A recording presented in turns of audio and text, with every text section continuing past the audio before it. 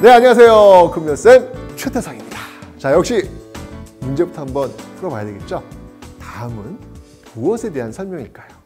이것은 국보 제2호로 탑골공원에 남아있는 조선시대를 대표하는 석탑입니다. 이것은 대리석으로 제작되어 있고요. 고려시대 경천사 10층 석탑과 참 많이 비슷합니다. 자, 과연 이 탑은 무엇일까요? 힌트는요, 땡땡땡지 10층 석탑입니다. 자, 오늘은 그래서 이 조선의 그 불교에 대해서 한번 살펴보려고 합니다. 고려 때에는 불교가 국교였죠. 그 위상이 엄청 높았죠. 고려는 불교의 나라다라고 할 정도로 막 외침이 쳐들어왔을 때 부처님의 힘으로 대동단결하여 그들을 물리쳐야 한다라고 막 대장경도 만들 정도로 엄청나게 불교를 높이 샀던 그런 시대가 고려였죠. 그런데 이 고려 말에 불교가 이제 타락을 하면서 결국 뭐 다 이게 얽히고 설켜가지고 결국 고려라는 나라가 무너지게 됩니다. 그리고 세워진 나라가 조선이죠. 자, 이 조선이 건국되고요. 조선은 불교가 아닌 유교의 나라로 출발하게 됩니다. 숭유 억불 정책을 아주 강하게 써가지고요. 불교의 기세는 푹 꺾이게 됩니다. 이 태종 때는요. 아무나 승려가 될 수 없었어요. 승려가 되려면 신분증을 발급받아야 되는데 이거를 바로 도첩제라고 했습니다. 세종대왕도 역시 마찬가지로요. 아버지 영향을 받아가지고 초기에는요. 불교를 좀 호의적으로 보진 않았습니다. 그래서 이 선종과 교종의 교단을 정리하는 그런 모습들을 보이게 되었던 것이죠. 자, 이 국왕이 이렇게까지 이 불교를 억누른 것은요. 바로 사대부의 목소리가 컸기 때문입니다. 이 사대부가 누군가요? 바로 유교를 공부해서 관직에 올라간 그런 신하들이잖아요. 그런 신하들이 불교 이거 썩 내키지 않는 거죠. 특히 출가, 거꾸로 하면 뭐죠? 가출입니다. 그죠? 이 출가라는 것을 이 성리학자들은요, 이거 마음에 안 들어 했어요. 왜 그랬을까요? 유교에서는 여러분들 부모님께 효도하는 거, 이게 너무 중요하잖아요. 그런데 떠난다? 이건 정말 불효 막심한 겁니다. 어떻게 출가를 해? 이건 말도 안 되는 거죠. 게다가 이 농민이 토지를 버리고 이 절로 또 가버리면 또 조세도 줄 수밖에 없는 것이죠. 그래서 이 멋대로 승려가 되지 못하도록 제한을 했던 것입니다. 그런데요. 숭유 억불 분명히 이렇게 취하고는 있는데 정작 왕실에선 의외로 또 불교의 또 우호적인 모습도 보이게 됩니다. 세종대왕 그 제기 말년에 보면요. 책자가 하나 나와요. 그 책자가 어떤 책자냐면 훈민정음으로 쓴 석보상절이 나오게 됩니다. 석보상절이 뭐냐면 석가모니의 그 일대기와 그 주요 설법을 다룬 내용이에요. 왕비인 그 소현왕후가 죽자 또 그 명복을 빌기 위해 부처님에 대해서 책을 낸 것이죠. 아니, 숭유 억불의 나라, 성리학의 나라에서 불교에 대한 책을 썼다. 이건 굉장히 의외의 어떤 그 모습들을 보이고 있는 것이죠. 이 석보상절을 간행했던 그 일을 주도한 사람이 누군지 아세요? 바로 수양대군입니다. 수양대군 누구예요? 훗날 세조지 않습니까? 훗날 세조. 그러니까 굉장히 이 세조는요, 불교의 우호적인 어떤 그런 모습들을 보이고 있습니다. 왕이 오르자마자요, 정말 이 강력한 왕권으로요, 불교를 팍팍 밀어주는 그런 모습들을 보이고 있죠. 우선 1461년 세조는요, 간경 도감을 설치합니다. 간경 도감이 뭐 하는 곳이냐면, 이 불교 경전을 번역해서 간행하는 도감 임시관청이었죠. 거기서 그치지 않아요. 세조는요, 원각사의 원각사 10층 석탑, 지금은 이제 절이 없어졌으니까 원각사지 10층 석탑이죠. 그 탑을 세우게 됩니다. 종로에 가면 여러분들 어떤 공원이 있잖아요. 탑골공원, 그죠? 옛날엔 탑골공원 이전엔 파고다 공원이라고 이야기도 했었죠. 파고다가 무슨 뜻인지 아세요? 영어로? 탑이에요. 네, 파고다의 뜻이 탑입니다. 그래서 탑골공원. 그러면 이제 거기에는 뭔가 탑이 있어야 되잖아요. 있습니다. 바로 사적 제354호로 지정되어 있는 이 탑골공원은요, 우리나라 최초의 도심 속 공원인데 바로 이 1919년 3.1운동의 어떤 발상지이기도 했죠. 세조 때 원각사가 바로 이곳 탑골공원에 있었던 것입니다. 이 숭유 억불 정책 속에서도 정말 중요한 사찰로 보호받은 것이죠.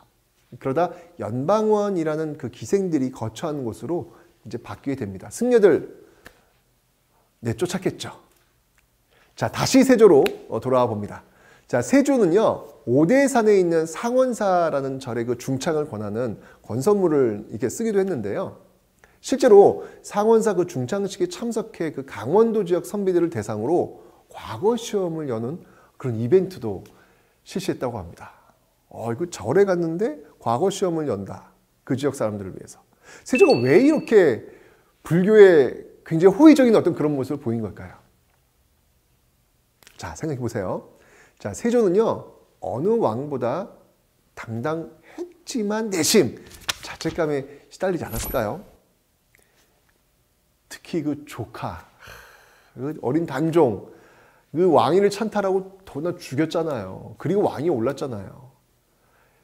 그러니까 얼마나 그런 것들이 내재적으로 굉장히 좀 이렇게 좀 심적인 부담감으로 작용하지 않았을까라는 생각도 들고요. 또 하나 육체적으로요, 세조 괴롭힘이 또 하나 있어요. 뭐냐면 부스럼증이에요. 그러니까 이런 뭔가 어린 조카를 죽였다, 그리고 내 몸에 부스럼증이 일어난다. 이거 왜 그럴까? 혹시 벌 받는 거 아닐까? 뭐 이런 생각할 수 있잖아요. 그래서 아마도 이 불교에 좀 귀의해서 자신의 어떤 잘못을 참회하고자 했던 건 아닐까, 이런 생각이 듭니다. 자, 어쩌면 15세기의 불교, 조선에서의 어떤 불교의 모습을 봤습니다. 초기엔 굉장히 탄압을 받는 모습이었지만 세조, 특히 세조 때 같은 경우에는 상당히 또 불교가 다시 또 부흥하려는 모습들도 있었다라고 하는 거 기억하시면 되겠습니다.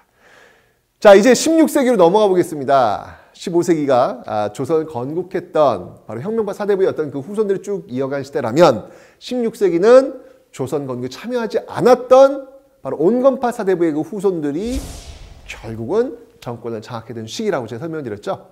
자, 명종을 대신해가지고 이 문정왕후가요, 이 수렴청정으로 정말 권세를 휘두릅니다. 문정왕후. 대단한 그런 힘을 보여줬던 그런 왕후였죠. 이 문정왕후는요, 특히 이 승려인 보우를 굉장히 총애했습니다. 그래서 이 보우를 통해 가지고 뭐 승과 제도를 부활을 승과 제도라고 하는 것은 승려 시험이죠. 승과 제도를 이제 부활시키고 또 이 봉은사, 이 강남 그 봉은사를 또 확장 이전하고 불교 행사에 아주 국가 재정을 팍팍 밀어주게 되는 어떤 그런 모습 보이고 있죠. 자, 그렇다면 여러분들 이 문정왕후가 정말 이렇게 불교에 대해서 정말 많은 신경을 쓰고 있는 모습을 바라보고 있는 살인파, 성리학절 이 살인파는 어떨까요? 이거 용납이 안 되는 그런 것들을 지금 막 하고 있는 거예요. 그래서 이 문정왕후 죽자마자 보호를, 문정왕후의 그 총애를 받고 있던 그 보호를 제주도로 팍 유배 보낸 후 제주 목사 시켜가지고 촥 제거를 시킵니다. 네, 그러니까 참 이 불교라고 하는 게 정말 그 고려 시대는 정말 잘 나가는데 조선 시대로 와서는 위기, 휘청휘청 하는 그런 시기들이 있구나라는 거 아시겠죠? 자, 이제 조선 후기로 한번 가보겠습니다. 조선 후기에는요, 의외로 사찰, 절들이 굉장히 많이 세워져요.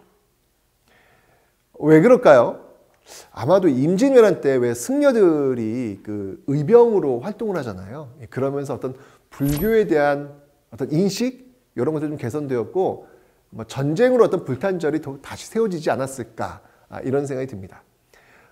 특히 이제 17세기에요. 금산사 미륵전, 지금 보시죠? 금산사 미륵전, 그 다음에 화엄사 각황전, 또 법주사 팔상전, 이런 그 건축물들이 만들어지고 있습니다.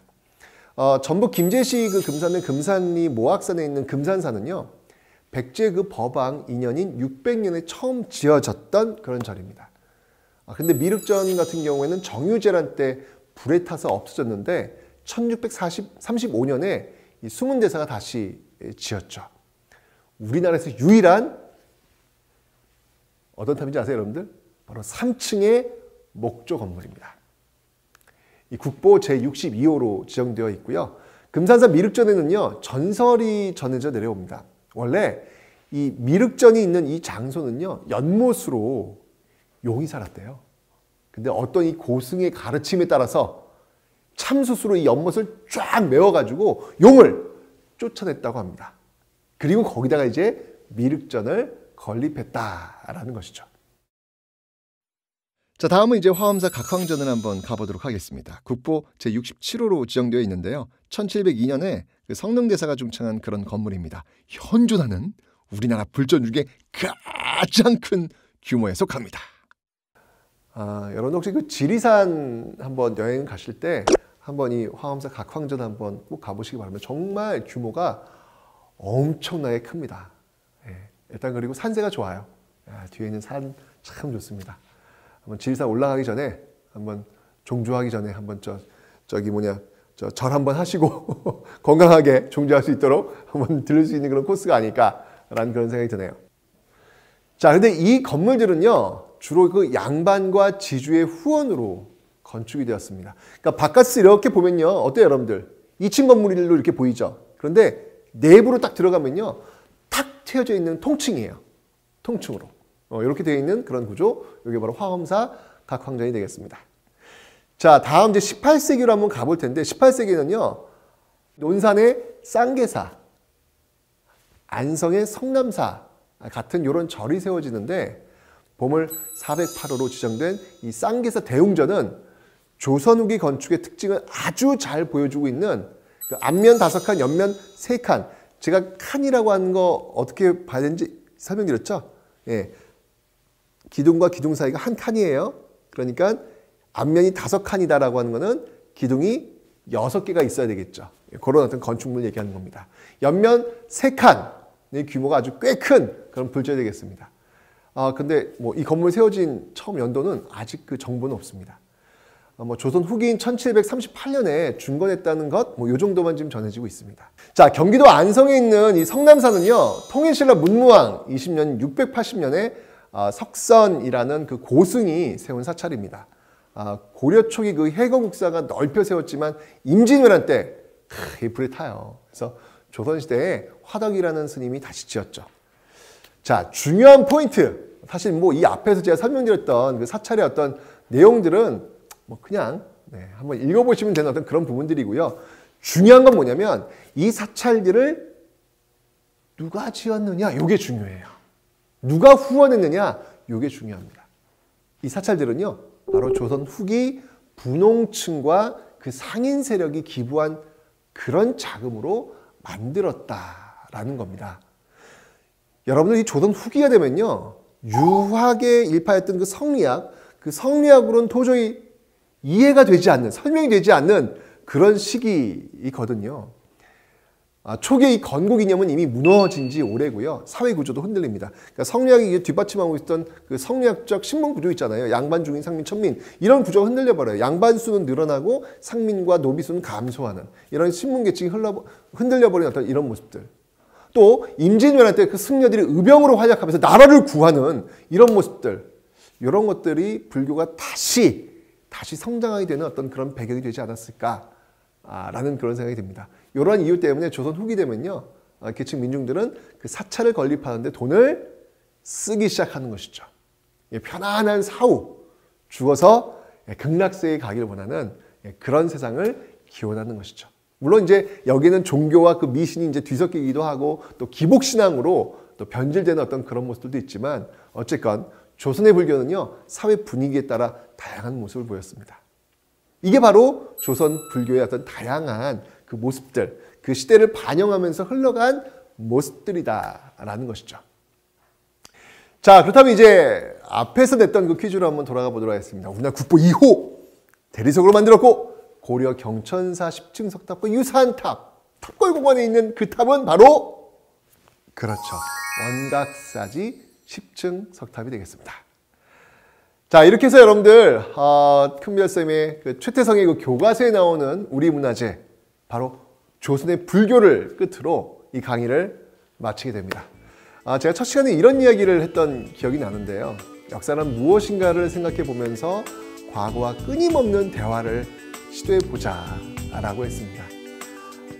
우리 눈앞에 놓여져 있는 그 문화유산을 보면서 단순하게 거기서 사진 찍고 끝나는 게 아니라 그 문화유산에 담겨져 있는 역사의 이야기들, 그 이야기들을 만나는 그런 시간이 참 의미 있는 시간이 되지 않을까라는 그런 생각이 듭니다. 자, 어쨌든 여러분들 시간이 허락하신다면요, 이렇게 직접 현장에 이제 가셔가지고 한번 그 문화유산과 한번 좀 대화하는 그런 시간을 한번 가져보시면 어떨까라는 그런 생각이 듭니다. 이야기는 여기서 끝나지 않을 겁니다. 또 앞으로도요, 이런 기회를 통해서 우리 문화재를 어떻게 바라봐야 될지 그런 이야기 할 수 있는 시간이 오게 될 겁니다. 그때까지 여러분들 건강한 모습으로 우리 문화재 사랑해 주세요.